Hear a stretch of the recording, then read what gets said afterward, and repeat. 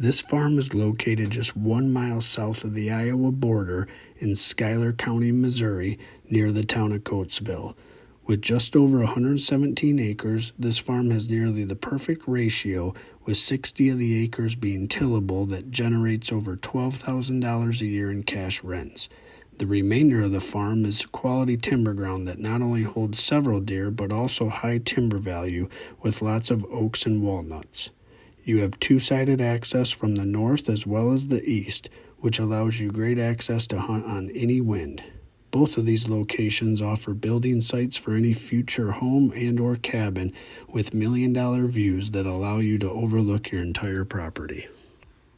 All right, taking a deeper dive into this property and just showing off some of the improvements we've made to it, as well as kind of the strategy and the setup that we have behind this farm. First off, reviewing where this farm is located. Again, it is 1 mile south of the Iowa border, as well as 1 mile southeast of Coatesville, Missouri. So it's located right in that hot spot area, big buck country, right near that Iowa border. Tons of great history, and this region is known for for harvesting and holding big mature deer. So that's what attracted us to this spot. Scrolling down in here, talking about access, your north access road would be Schuyler School Road, runs the distance of the northern boundary. So Schuyler School Road would be your northern access. One of the first improvements we made was we cut in a driveway off of Schuyler School Road. There was quite a ditch here, so we angled a driveway in. So if we're hauling a trailer or a mobile home or gooseneck for implements, you can make that turn nice and easy and get right out on that road. We also have access in this field here as well as this field next to it. So you have 3 access points from the north where you can kind of play any southerly wind as well as your easterly or westerly winds. You have different options for coming in. Talking about building sites here, as referenced earlier, on this north end, there's this old schoolhouse here that's set up in just an amazing spot where you could build a cabin and or future home. You overlook the entire property. It just rolls down these hills to the creek bottom, and then you oversee your timber tops here. So it's quite the view for any potential building site. You got the driveway now to have it set up to do so. We also marked out and had surveyed and approved a pond site here. It's got great topography to put in a nice pond there, roughly about an acre in size if the new owner wanted to do so. All right, now looking at the east side access. So running along the east side of the property is Brown Trail Road. We got a nice pull in here and a parking spot. And it's actually cool because there's a bunch of round bales that are still there, so you can park your truck. Nothing can really see you when you park there. So this is another great access point for any westerly wind. You can really access this on almost anything depending on where you're hunting. Same with the north. But on any strong north wind, you can come down here and access on this southern line and come in and really not impact anything. It's perfect because it ties right into our trail system we put along the south line. So this is the east side. Again, another great building site opportunity on this point here. Same sort of concept. You're on a high hill. Everything kind of rolls down to the creek, gives you more incredible views and other options depending on where you'd like to better fit your cabin in, whether it be on the north side of the property or the east side of the property. But again, 2 great access points right off the roads, covers any wind for you, and offers 2 great building sites. Breaking down what is planted for the 2024 season throughout the farm, we have everything in yellow is planted to corn. So this section of the farm is all planted to corn for this season. There's approximately 40 acres that are in corn. Anything you see in brown has been planted to beans this year, and that's approximately 20 acres. So again, about 60 total acres in cash crop ag. All right, breaking it down even further with some of the food sources and food plots we put in. So we kind of call this the strip. This year what we did was planted a nice runway for the deer with a good strip of clover running right kind of through the middle and leading to the north. So that kind of again goes right through the middle of the field. To the edges of that, growing north and south out from there, is going to be beans as well. And then our outer perimeter, which is about three drills wide, we did our October Magic blend, which is like a sorghum brassica blend that's good through October as well as carries throughout the entire hunting season. So tons of variety in here that we took over as a food source, strictly for deer, with different varieties and different levels of attraction. And then over here in this corner, we sort of did the same thing. We have clover in here, in this corner, as well as a layer of our sorghum October Magic type blend that we have in this hedge as well. The property also has a unique and very sweet couple of features with these two interior water holes. So back in the day, they used to graze cattle in here because there's a lot of cattle fencing to keep them in the timber, as well as these water holes that were created to water the cattle.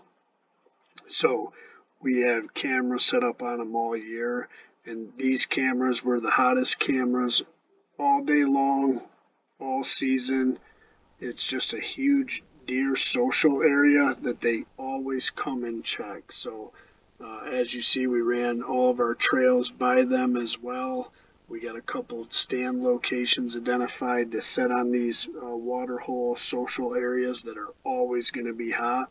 Ideally you would try to punch in here on a rut hunt, November 1st through kind of November 15th. Otherwise, you kind of would stay out of the timber, but you'd punch in here early morning and just ride it out all day. Have cameras running on both, seeing what's in there. But again, we ran the two cameras there, and these are hotbeds for deer. One of the other big improvements we made to the property is everywhere on this map where these blue dotted lines are does trails that we put strategically throughout the property. The idea is primarily for deer movement and not to be used by human traffic, but it can be used for ATVs, tractors, and the concept would be to plant these and continue to maintain these trails throughout the year. But again, it was set up primarily for deer movement where the deer already wanted to move. So what we did first is we identified tree stand locations, which were primarily these three, and we marked those all off. And then once we found easy to access and great trees for bow stands, we then built the trail systems around those areas so they all benefited each tree. And then we kind of set it up in a racetrack type, theory. So if deer are coming up this spine here, they generally want to be on this trail and they're going to come through here. So they go by one stand, they stay on the trail and come through here to come by another stand. So these would be for, these two would be for your north wind. This one over here would be any wind really other than an east wind. You could probably hunt it. But the idea, and again, the concept is the deer will get on these trails and they want to use them to, traverse east, west, north, and south. Once the trails were put in, to really encourage them to use these trails, we did some pretty aggressive hinge cutting and to create, more bedding, more structure, more pinch points, and check all those boxes. So all the red boxes you see here were where we hinge cut. So really, it's hard for a deer to really maneuver through here. So again, highlighting them wanting to use this trail. Any north wind, ideally a buck's cruising, he cruises this trail. to scent check all of these, and he goes by 2 of our stands. This trail right here is our access trail to get into these stands. One of the last enhancements we made was a Missouri crossing, so a low-level bridge. We cut that in right here with a big dozer. The idea behind that was another route for a tractor to get in and do any planting or harvesting. So it's big enough for ag equipment to get through. So obviously you can get an ATV through there. You can get your e-bike, walk through it. So it's just another access trail to get across the bridge a little bit easier. We also set it up strategic in this corner because it's a sweet area already on an inside corner. There's an old cattle fence that runs along this whole timber edge. So there's already deer that want to come out and around this corner. So now we have this crossing. So it just, again, is going to be another huge social area. We have the food plot now before the ag. So kind of that green to grain transition. We got a couple stand locations where you can get in here, easy access. So that's a great improvement we put in there. That's really going to help and make this property next level.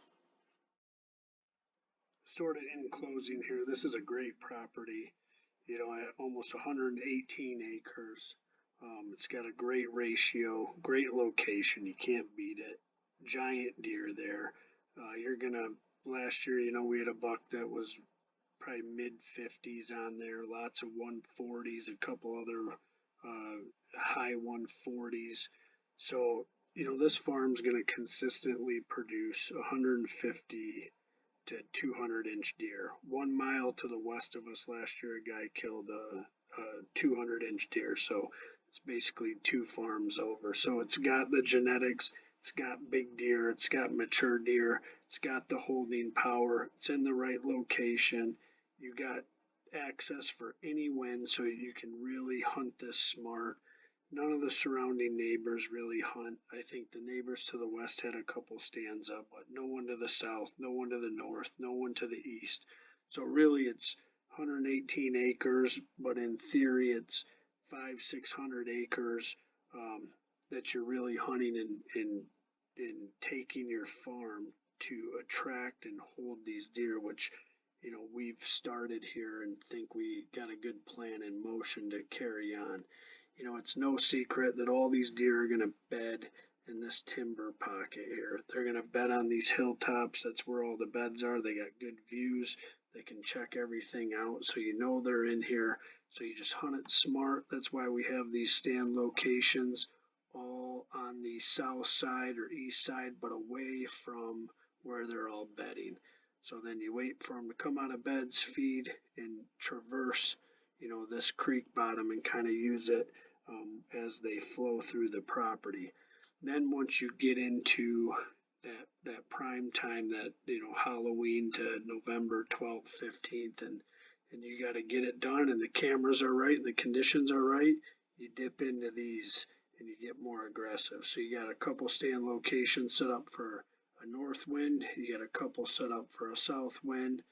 This one you could hunt pretty consistently without putting any pressure on the timber. It's easy to get to.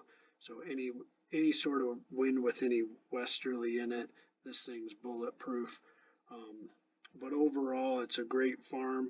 It pays as you play, again, with roughly $12,000 in cash rent from tillable. You could always take some of that out the more you learn. We talked about maybe taking this out and putting this to switchgrass just to increase the bedding and holding power.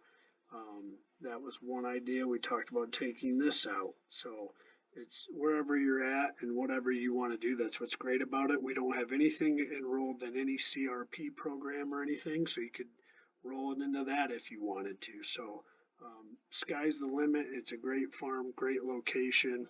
It definitely checks all the boxes. This farm is being rolled out privately as a pre-market farm to avoid additional cost, which could increase the value another $500 per acre. Comps in this area for farms that have sold and or are listed average between $6,250 an acre all the way to $7,000 an acre. So we have this price to sell and we are motivated sellers.